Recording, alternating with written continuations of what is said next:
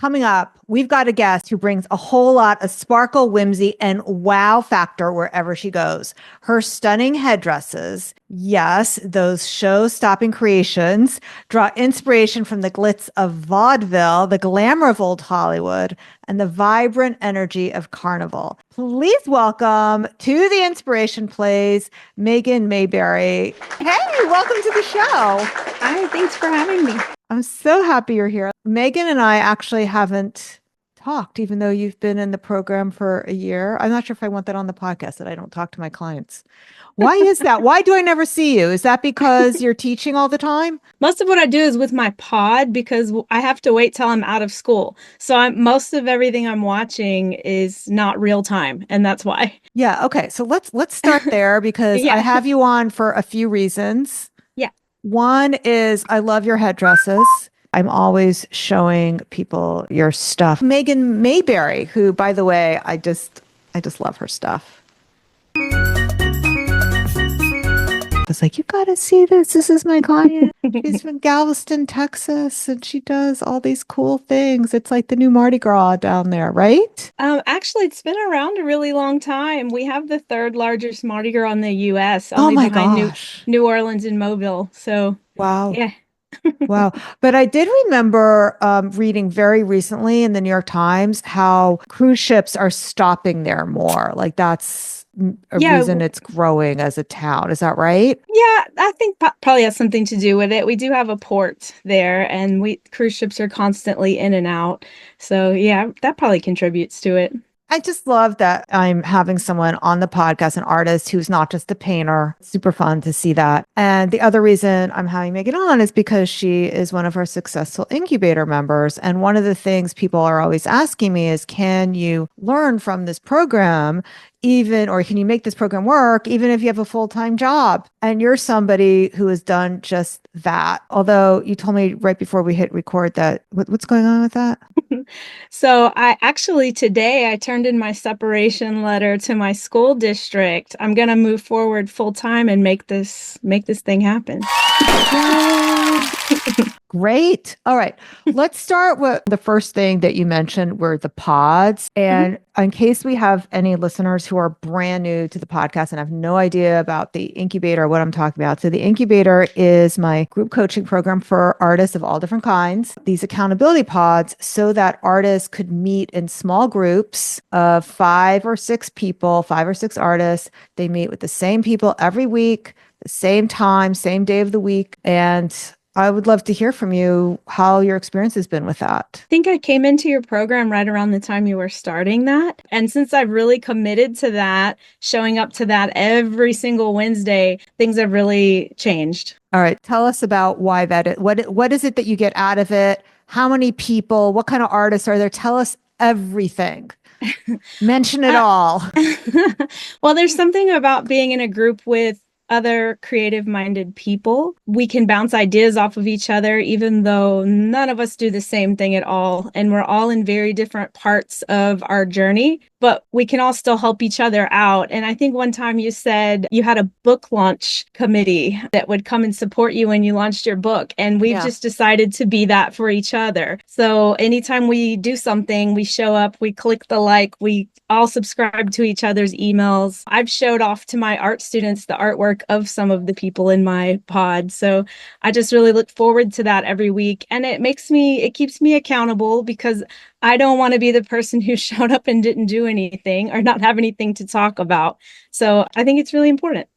That's great. Even if you're just doing it on Tuesday, it still makes a difference. Yeah. And it's nice to have someone care about you too. Like, if you miss out, oh, how's your cold? Are you okay? We do care about each other on that level also, but the business side of it's pretty good too. That's good. And you mentioned you're all different kinds of artists. So what other kinds of artists are in your group? They're all painters. One lady does some digital and some lino cut, and 2 of them are in Australia. The time we meet, it's the morning for them and it's the afternoon for me. So I often join the call when I'm driving home from school. It's the only time I could fit the pod. So a lot of times I'm connected on the car. I have an hour commute both ways.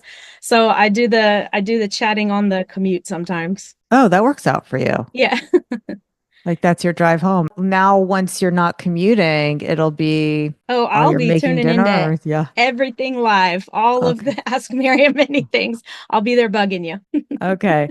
So tell us about how you manage the rest of the program since you're working full time, since that's a question a lot of people ask me. Yeah, that is a really good question. In the beginning, I almost didn't sign up because of that. I was like, am I really going to get the value of the cost? Am I going to get the same experience because I work full time? And I just did it anyway. And I found that drive to me is like, you're going to get your money's worth. And so I just would sign up and keep showing up and keep watching the videos. And you kind of do just have to do it at your own pace.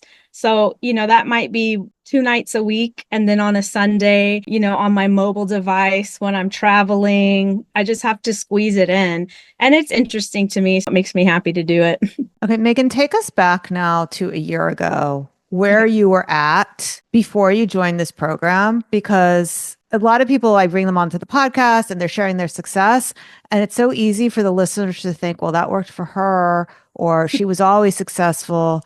So I want Oh, people to really hear the true story of where you were. And I know you were somewhat successful before you started, but you weren't ready to quit your day job. Bring us back to where you were at a year ago, what life was like and what the struggle was. a year ago, I thought to myself, like, I'd really like to make this eventually down the road in a few years what I'm doing full time. There's a lot going on in education. It's a little hectic. So I wouldn't say that this is the only reason I'm on the way out the door, but I think it was a major push to be this year, to do it now instead of waiting for another year or two. So I was before that sort of just doing it almost for fun and a little extra spending money, little part-time gig. And so I signed up to do the boot camp after I listened to Artpreneur on my commute. So I listened to Audible and that came up as a suggestion for me. And I just remember hearing all these little quips and thinking, wow, that makes a lot of sense to me. Let me look into this. Okay, just pause a second. Did you catch what just happened? Megan was working full time, no website, no email list, and she almost didn't join because she wasn't sure she had the time. And now she's leaving her teaching job. She got featured on TV, landed a magazine cover, and doubled her income all in 1 year. What changed? Well, she started building her audience with purpose, not with gimmicks, not with social media burnout, but with an aligned strategy and support. Even when she was busy, scared, and squeezing things in after school. That's exactly what I teach inside the audience building workshop. Because the truth is, your people are already looking for you. You just need a way to help them find you. Inside this workshop, you'll learn how to grow your audience of collectors, students, and supporters without relying on algorithms or feeling like you have to be more visible. You'll also get my audience building workbook. It's packed with email templates, press outreach scripts, and AI prompts designed specifically for artists to capture your authentic voice. So if you've been holding back, waiting for the right moment, this is it. Go to schulmanart.com/audience and get started today, just like Megan did. And now let's get back to the show. You had a dream of becoming a full-time artist. You thought maybe in a few years. What changes have you made in your business this year? So this is like really sharing with our audience, like some of those tactical things that you changed or even mindset shifts that you've made that have made the difference. Oh, yeah, totally. So I didn't have a website right when I first signed up. I had gotten GoDaddy and I had reserved the name, but I hadn't put it all together. So that was motivating at the beginning to do that. And then I had my website audited. So that was helpful. You Oh, had sorry. a Okay. website on GoDaddy. No, I And didn't have one. I had everything set up to go, but I had not put it all together yet. how are you making sales then? Just like in person? That was the only way you made sales? Yeah, word of Okay. mouth. All Yeah, right. yeah. Like I'm really involved out there in the community. So I would just, people would contact me. I saw so and so at this special event and they had this fabulous headpiece on. So could you, make me one for my fundraiser? So that's kind Which of the is way it went. good Yeah, until something like COVID happens. correct. Right. Okay. Or a hurricane, and then you can't Yeah, go to the in-person show. All right. yeah, yeah. So you created a website. hmm I imagine you created an email list next. I created an email list. I started there. I've just been adding everywhere I go. I like to talk to people, so it's easy for me to start a conversation and then just say, "Oh, hey, by the way, I'm just going to add you to my email list. Write your email down right here," and just make it casual like that. Okay, trust me, it's just totally fun and casual. And that's been working out pretty well.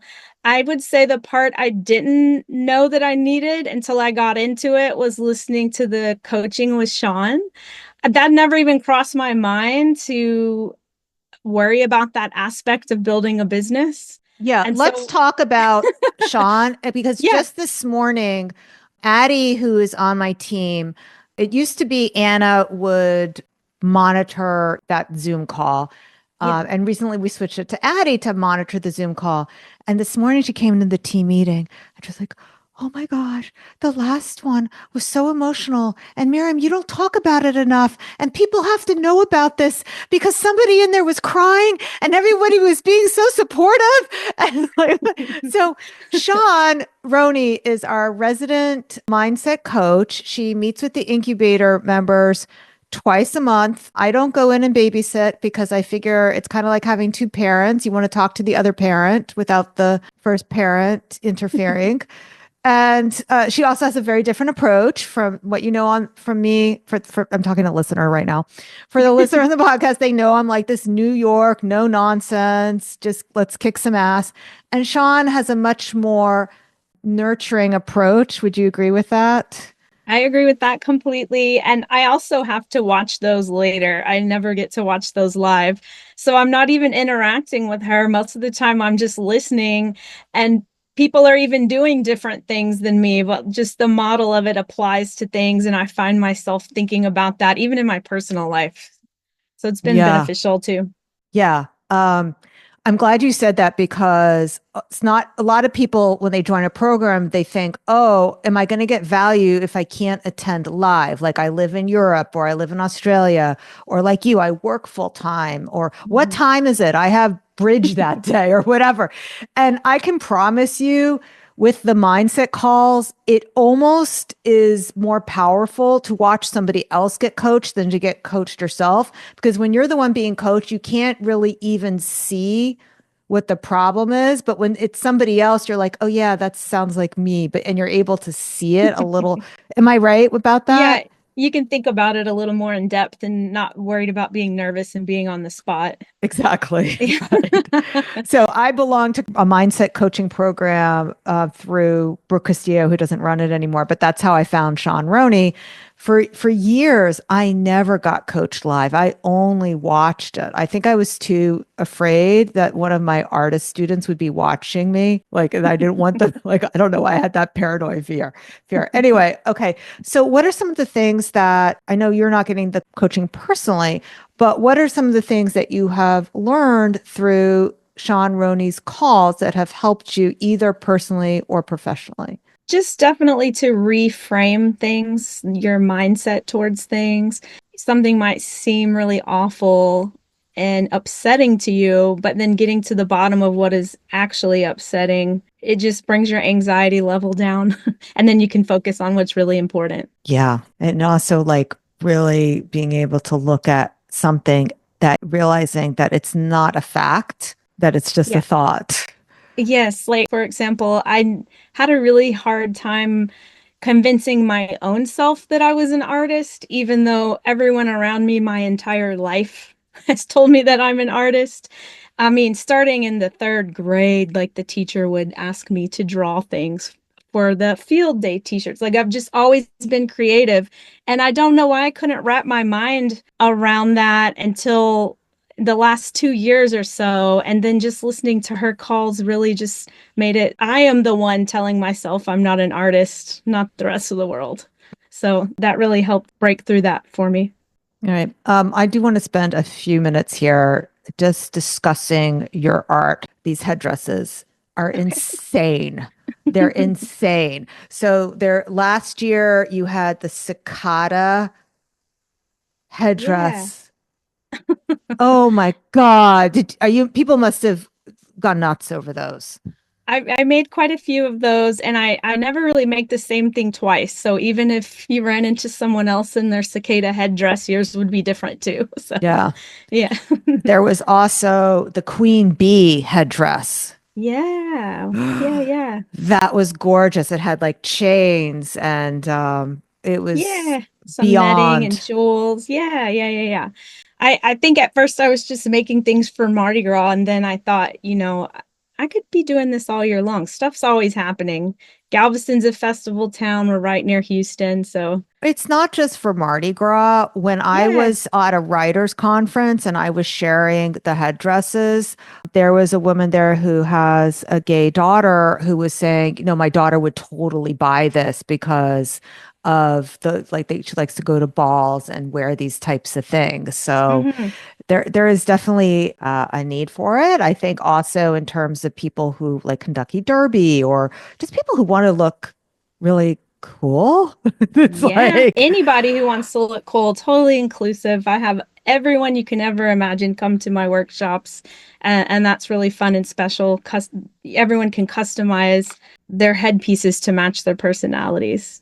so instead of me, like, it sounds like I'm mansplaining, like instead of me telling you who your customers are, could you tell all the listeners who some of your customers are? Like, what are the different things people buy these headdresses for? Sure. So party goers mostly, outgoing, fun people. And then, but also there's this other section that is also really sort of quiet people that need to go somewhere with their extrovert friends. So we have these really extroverted people and then these sort of introverted people, and it's like transformative. They put it on their head and they go out there, and then they're on the front of the paper. They're the most photographed person. So Wow. there is a lot of confidence that comes with wearing one. They're definitely little pieces of wearable art, a little self-expression, and definitely conversation starters. People want to talk to you when you have something like that on your head. Yeah. Yeah. So can you share some of the types of events? We discussed Mardi Sure. Gras. I imagine you may not have this demographic yet, but Yeah. after this podcast, you might. Purim is very similar to Mardi Gras in the sense that we Jewish people dress up. It's around the same Oh, time of year. yeah. Yeah, there's some talk, by the way, that Mardi Gras was actually like started by Jewish people down in the South. I don't know how true that is. But Wow, what I'll other have to kinds look of, into that. yeah, what other kinds of events are there that people wear Um, this to? I've been staying busy year round with mostly like fundraiser event, big like kind of balls, galas,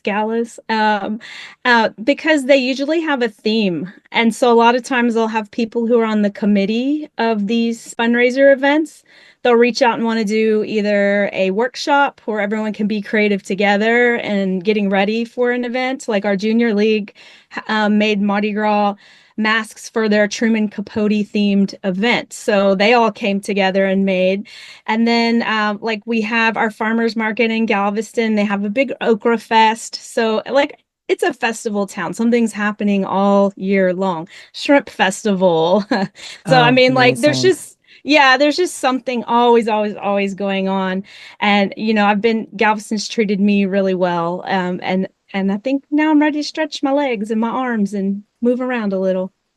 Have you done publicity around your headdresses yet? Yes. So just this past year, which I think probably some of that had to do with looking more professional and having a website and an email list, is I got approached by Coast Magazine and they asked if they could photograph me in a Mardi Gras headpiece.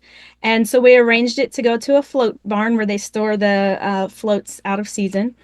And I showed up and I made this giant kind of crescent shaped. It was very on Saturday Night Live, Chapel Roan had just done her piece in a big crescent shape. So I took the idea of that shape and made it Mardi Gras style.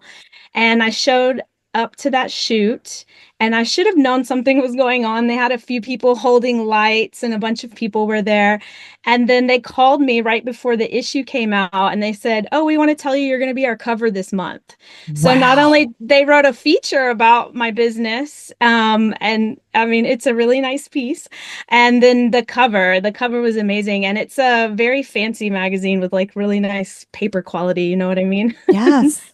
Yeah. And Yeah. so from that, then the following, a week or two after that released, ABC 13 called me and asked if they could do a story on my business. And Mardi Gras is a big deal for us here. So we're prepping ahead of time. The season kicks off. It's weeks of celebrations. And so they came to a workshop and they interviewed me before it started. And then they got a lot of footage of, it was a really full workshop. And they just took footage of people in there working on things and kind of asked me my story. And yeah, so I know that I got people in future workshops that said, "I was brushing my teeth or I was drinking my coffee and I heard you on the morning news and I had to come out and look and see." And I told my friends, we're signing up to do that. I mean, So, like, I want to go now and take a workshop. This sounds yeah, like so much fun. I think I need to go down there. Um, I'm gonna start traveling, Miriam. yes, yes, ma'am. Okay, so what about your prices? How have they gone up since you started being in the incubator? They have gone up. I know they need to go higher, and I'm working on that. And I'm using the mindset coaching for that. But I also, in this weird way, feel this loyalty to my clients or something. I can't explain it. They're addicting. When somebody has one, they're gonna have three, Yeah, five they will people to not have 10. notice if you raise your prices. Eggs have gone way up. I still eat omelets. And Don't I mean, like, in fact, they have said to me, like, "We know we won't be able to afford you one day." And I'm like, "What?" So like, I think it's going to happen this year. This is the year 2025. The second half of 2025 is it. You know, hurricane season starts June 1st. So we're starting too. yes. All right. Yeah. I better go do my shopping now, by the way. Yeah.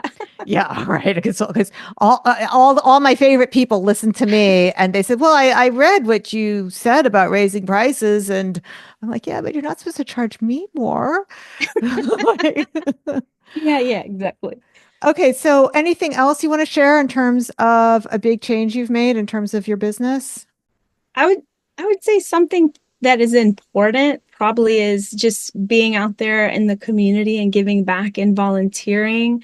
That's given me a lot of interactions, a lot of leads. The women of the community have really supported me. Other small businesses, like little local boutique motels and little shops downtown in the Strand area, women have just reached out to me and wanted to support my small business. So I think really that is a result directly of getting out there and believing in myself and marketing. But it's really all coming together. I love it. All right, let's talk about all the different ways people can shop, buy, sign up for your workshop. We're going to link all that in the show Okay. notes, but where's the best place they should go? Is it your website or connect with you on Instagram? I'd say all the information's definitely on my website. You can either sign up to take a workshop. I do have a little online store that I change out pretty regularly. Custom orders, that's really where most of my clients are. You can start headdress inquiry form there, and then I'll reach out to you via email and we'll just set a time if you want to talk on the phone, or I'll meet you where you're at and we'll come up with something. Beautiful. All right, now do you have any last words for our listeners before we call this podcast complete? Last words of advice or wisdom for artists who are listening? If you're on the fence about it, just do it. When I was nervous about signing up, I convinced myself to do it. And my husband right away, like the following week, got laid off. And I was like, Mm, oh my gosh, I have made this financial decision and then this happens. So the point is really just that life is going to happen any sort of way. You can't wait. Like, what if I had not done it? And where would I be doing the same thing right now? Would I be ready to be leaving teaching if I had not made that commitment? Don't have that scarcity mindset. Just move forward with it. Yeah, there's one thing that, and I'm pretty sure it was you who commented on social media, by the way, so thank you. Somebody was complaining on social media about the cost of getting coaching, and I forget whether it was the incubator or something else that I was offering. And you were like, Miriam has a book and a podcast, and it's free. And I do give a lot away for free on this podcast. And the book you can get also for free from your local library. So for people who are ready to make the commitment to go deeper, I'm waiting for you inside the incubator. And for everybody else, we're here to help you as well through the Inspiration Place and the book Artpreneur. Megan, thank you so much for joining me here today and sharing your wisdom so generously. I really appreciate that. Thank you. I'll see you in a year when we're having my big success story, Miriam. This is your big success story. Oh, bigger. Okay. Okay. How do you define that success?